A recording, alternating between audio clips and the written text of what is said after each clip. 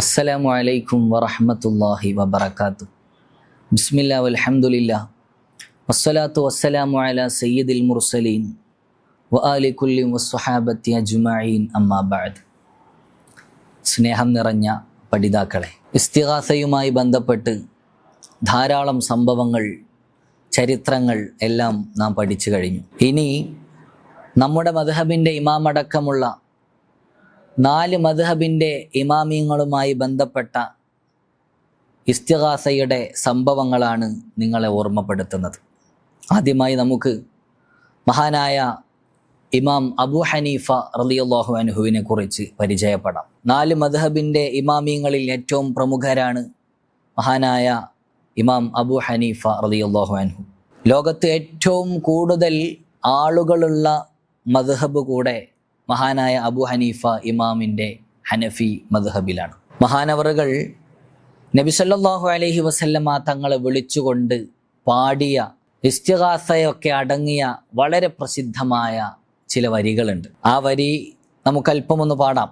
യാ സയ്യിദസ് സാദാതി ജിഅ്തുക ഖാസിദാ അർജൂ റിളാക വ അഹ്തമി ബിഹിമാക വല്ലാഹി യാ ഖൈറൽ ഖലായിഖി ഇന്നലി ഖൽബൻ മശൂകൻ ലാ യറൂമു സിവാക വഹഖി ജാഹിക ഇന്നനി ബിക മുഗ്റമുൻ വല്ലാഹു യഅലമു അന്നനി അഹ്വാക.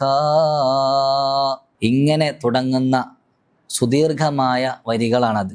എന്താണ് ഈ വരികളെ കൊണ്ട് ഉദ്ദേശിക്കുന്നത് എന്ന് ചെറിയ രൂപത്തിലുള്ള ഒരു അർത്ഥം നമുക്ക് ആദ്യം പഠിക്കാം. മഹാനായ അബൂ ഹനീഫ റളിയല്ലാഹു അൻഹു നബി തങ്ങളുടെ റൗള ഷരീഫിനരികിൽ ചെന്നുകൊണ്ട് പറയുകയാണ്, നേതാക്കളിൽ നേതാവായ നബിയെ, അങ്ങയെ ഉദ്ദേശിച്ചുകൊണ്ടാണ് ഞാനിവിടെ വന്നിട്ടുള്ളത്. അങ്ങയുടെ തൃപ്തിയാണ് ഞാൻ കാംക്ഷിക്കുന്നത്. അവിടുത്തെ സംരക്ഷണം കൊണ്ട് ഞാൻ രക്ഷ ആഗ്രഹിക്കുന്നു നബിയെ. മനുഷ്യ ജിന്ന് വിഭാഗങ്ങളിൽ ഏറ്റവും ഉത്തമരും ഐശ്വര്യവും ഉള്ളവരുമായ നബിയെ, അവിടുത്തെ ഔദാര്യം എനിക്ക് നൽകുകയും അവിടുത്തെ തൃപ്തി കൊണ്ട് എന്നെ തൃപ്തിപ്പെടുത്തുകയും ചെയ്യണം നബിയെ. അവിടുത്തെ ഔദാര്യം പ്രതീക്ഷിക്കുന്നവനാണ് ഞാൻ. സൃഷ്ടികളിൽ ഈ അബൂ ഹനീഫക്ക് തങ്ങളല്ലാതെ അഭയം നൽകുന്ന മറ്റാരുമില്ല. നാളെ അള്ളാഹുവിൻ്റെ കോടതിയിൽ അബൂ ഹനീഫക്ക് അങ്ങയുടെ ശഫാഅത്ത് നൽകണം നബിയെ. അങ്ങെനിക്ക് നൽകുന്ന സൽക്കാരം നാളെ അങ്ങയുടെ ശഫാഅത്താക്കണം നബിയെ. ഈ രൂപത്തിൽ അബൂ ഹനീഫ ഇമാം തങ്ങൾ മുത്തുനബി സല്ലല്ലാഹു അലൈഹി വസല്ലമ തങ്ങളെ വിളിച്ചുകൊണ്ട് ഇസ്തിഗാസ നടത്തുന്നു, ശഫാഅത്ത് തേടുന്നു. ഇതാണ് ഈ വരിയിലെ ആശയം. ഹിജ്റ 150 വഫാത്തായ മഹാനായ അബൂ ഹനീഫ റളിയല്ലാഹു അൻഹു മുത്തുനബി സല്ലല്ലാഹു അലൈഹി വസല്ലമ തങ്ങളെ വിളിച്ചുകൊണ്ട് സഹായം തേടുന്ന വളരെ പ്രസിദ്ധമായ പാട്ടിലെ വരികളാണ് ഇത്. സ്വഹാബത്തൊക്കെ ചെയ്ത അതേ പാത മഹാനായ അബൂ ഹനീഫ തങ്ങളും ചെയ്യുന്നതാണ് ഇതിലൂടെ നമുക്ക് കാണാൻ സാധിക്കുന്നത്. ഈ വരികൾ ചരിത്രത്തിൽ കുറിച്ചിട്ടുള്ള കാലം ഇത്രയായിട്ടും അബൂ ഹനീഫ തങ്ങൾ നടത്തിയത് ശിർക്കാണെന്നോ ബിദ്അത്താണെന്നോ ഹറാമാണെന്നോ അതല്ല കറാഹത്താണെന്നോ പറഞ്ഞ ഒരൊറ്റ ഇമാമിനെയും കാണാൻ സാധിക്കുകയില്ല.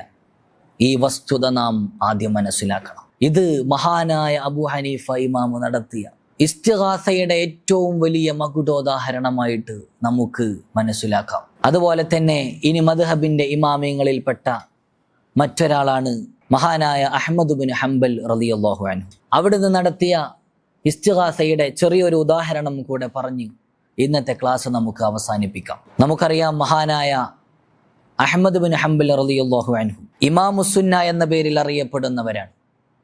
10 ലക്ഷത്തിലധികം ഹദീസുകൾ മനഃപ്പാടമാക്കിയവരാണ്. ഈ സത്യദീൻ ഇവിടെ നിലനിൽക്കാൻ ഒരുപാട് ത്യാഗങ്ങൾ സഹിച്ചു പലപ്പോഴായി തടവറകളിൽ കഴിയേണ്ടി വരികയും മഹാനവറുകൾക്ക് ഉണ്ടായിട്ടുണ്ട്. മഹാനവറുകളെ കുറിച്ച് അവിടുത്തെ മകൻ അബ്ദുള്ള റളിയല്ലാഹു അൻഹു പറയുന്ന ഒരു സംഭവമാണ് ഇന്ന് ഓർമ്മപ്പെടുത്താനുള്ളത്. എന്താണത്? അബ്ദുള്ള റളിയല്ലാഹു അൻഹു പറയുകയാണ്, എൻ്റെ ഉപ്പ പറയുന്നത് ഞാൻ കേട്ടിട്ടുണ്ട്. എന്താണത്? ഞാൻ 5 ഹജ്ജ് ചെയ്തിട്ടുണ്ട്. ചിലപ്പോൾ വാഹനപ്പുറത്ത്, ചിലപ്പോൾ കാൽനടയായിട്ടും ചെയ്തിട്ടുണ്ട്.